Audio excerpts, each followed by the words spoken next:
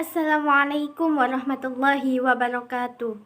Kembali lagi dengan saya Erlita Nurrosyida Ramadhani. Kali ini saya akan membahas tentang Al-Quran dan paradigma historis Abid Al-Jabiri. Al-Quran dan tafsir menempati kedudukan yang sangat penting, di mana kepentingan tersebut berkaitan erat dengan keberadaan serta fungsinya sebagai sumber utama dalam ajaran Islam, serta sebagai kitab petunjuk yang paling otoritatif. Masyarakat senantiasa berubah dalam kurun waktu terakhir ini, sementara teks Al-Quran yang tidak akan berubah membuat kita membutuhkan proses dialog antara teks Al-Quran dengan konteks saat ini. Seiring dengan perkembangan zaman, penafsiran Al-Quran semakin merajalela. Hal ini terjadi dengan dipicu rasa ketidakpuasan para pemikir saat ini terhadap hasil penafsiran terdahulu. Penafsiran Al-Quran yang sudah dipraktekkan sejak zaman Nabi Muhammad dan dilanjut dari generasi ke generasi, sehingga dari masa ke masa penafsiran tersebut terus berkembang dan melahirkan produk-produk penafsiran dengan corak serta metode yang sangat beragam. Untuk tafsir kontemporer merupakan jembatan bagi para mufassir untuk bermunculan dengan latar belakang yang beraneka ragam. Salah satunya yakni penafsiran dari Muhammad Abid Al-Jabiri, di mana beliau merupakan seorang intelektual muslim kontemporer yang banyak disegani dari berbagai kalangan, serta banyak mempengaruhi pemikir generasi setelahnya. Lantas, siapa sih Abid Al-Jabiri itu? Muhammad Abid Al-Jabiri atau yang sering kita sebut dengan panggilan Al-Jabiri merupakan seorang intelektual muslim yang lahir di Figuig, Maroko, tepatnya pada tahun 1936. Al-Jabiri merupakan pemikir Arab yang mempunyai wawasan luas serta populer karena nama beliau sering disebut dalam dunia pemikiran, terutama dalam diskusi tentang filsafat Arab. Beliau juga seorang kritikus dalam berbagai disiplin ilmu pengetahuan Arab, baik di barat maupun di timur. Pada tahun 1950-an, banyak pemikiran-pemikiran Marxisme sangat berkembang di wilayah Arab.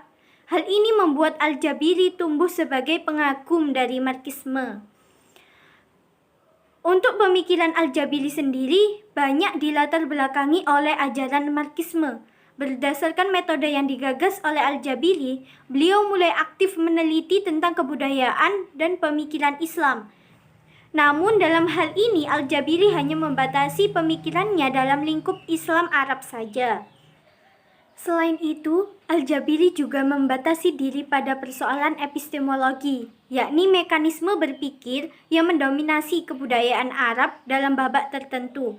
Al-Jabiri yang menjadi pengagum dari pemikiran-pemikiran Marxisme, tapi kekagumannya tersebut surut tatkala membaca karya dari Yves Lacoste tentang Ibnu Khaldun, di mana Lacoste telah membandingkan antara Marxisme dengan Ibnu Khaldun sampai pada kesimpulan bahwa Ibnu Khaldun telah mendahului Marxisme menyangkut doktrin determinasi sosial dan materialisme historis. Karena itu, Al-Jabiri juga menjadi salah satu pengagum dari Ibnu Khaldun.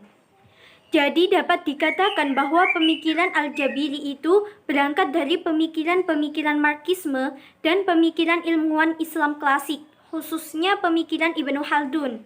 Sehingga sangat wajar jika di kemudian hari pemikiran-pemikiran dari Al-Jabiri tersebut diwarnai dan dipengaruhi oleh pemikiran ulama klasik. Sebagai layaknya seorang filosof, maka tidak heran jika kita dapatkan Al-Jabiri tersebut sangat mengagungkan akal. Dalam bidang ulumul Quran, Al-Jabiri banyak mengkritisi pendapat-pendapat ulama yang sudah menjadi pendapat jumhur. Pendapatnya tersebut sangat berani, kritis, serta masuk akal, dan disertai dengan dalil-dalil yang cukup jelas dan detail. Untuk pemikiran-pemikiran epistemologi dalam Islam, menurut Al-Jabiri dapat diklasifikasikan kepada 3 model. Yang pertama yaitu Bayani, yang kedua Irfani, dan yang ketiga Burhani. Untuk yang pertama, epistemologi Bayani, di mana kata Bayani menurut Ibnu Mazhur dalam lisan Arabi memiliki 5 level semantik. Yang pertama bermakna sebagai menghubungkan. Untuk makna yang kedua yaitu memisahkan. Makna yang ketiga tampak dan jelas. Makna yang keempat yakni kefasihan serta kemampuan mengungkapkan sesuatu dengan ringkas dan padat. Untuk makna yang kelima ini sangat berkaitan dengan makna yang keempat, yaitu kemampuan yang dimiliki oleh manusia untuk berbicara fasih dan memuaskan. Jadi secara ringkas kata bayan ini memiliki makna memisahkan, keterpisahan, kejelasan, dan menjelaskan. Untuk secara terminologis, bayani berarti pola pikir yang bersumber pada nas, ijma, dan ijtihad. Untuk dalam konteks epistemologi, bayan berarti studi filosofis terhadap struktur pengetahuan yang menempatkan teks atau wahyu sebagai sebuah kebenaran yang mutlak. Adapun akal hanya menempati tingkat sekunder dan bertugas hanya untuk menjelaskan teks yang ada. Untuk yang kedua yakni epistemologi burhani. Burhan adalah pengetahuan yang diperoleh dari indera percobaan dan hukum-hukum logika. Dalam konteks epistemologi, jika burhaninya bersumber dari nas, yakni Al-Quran dan Sunnah, kemudian qiyas atau ijma, sebagai rujukan utama dalam bertujuan untuk menjelaskan keyakinan agama, maka epistemologi burhani bertolak dari kekuatan manusia untuk memperoleh pengetahuan, baik melalui sumber empiris maupun hasil pemikiran rasional. Menurut Al-Jabiri, dalam logika adalah aktivitas intelektual untuk membuktikan kebenaran suatu proposisi dengan cara konklusi atau deduksi. Nah, dalam memahami Tuhan, manusia, serta alam, epistemologi burhani bertolak dari metode Aristoteles yakni logika. Akan tetapi metode burhani Aristoteles merupakan upaya abstraksi filsafat untuk ilmu demi ilmu.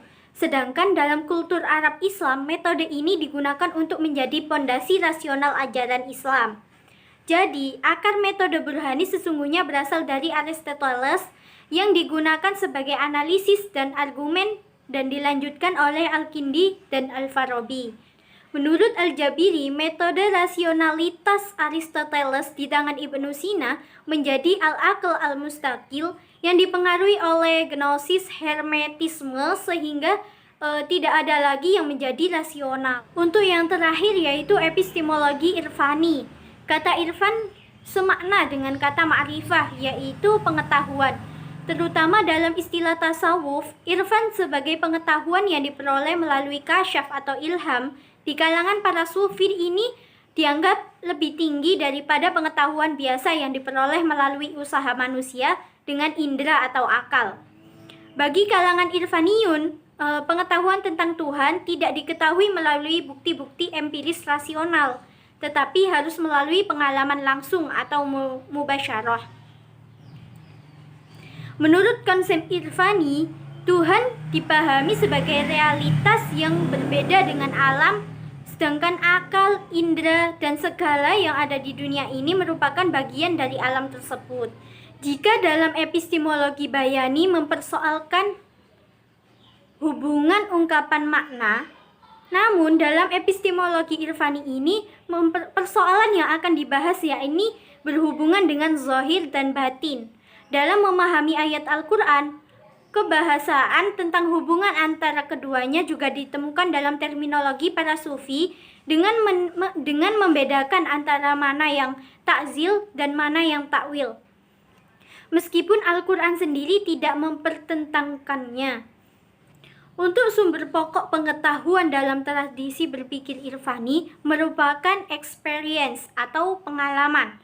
Melalui pendekatan irfani, maka makna terdalam di balik teks dan konteks dapat diketahui.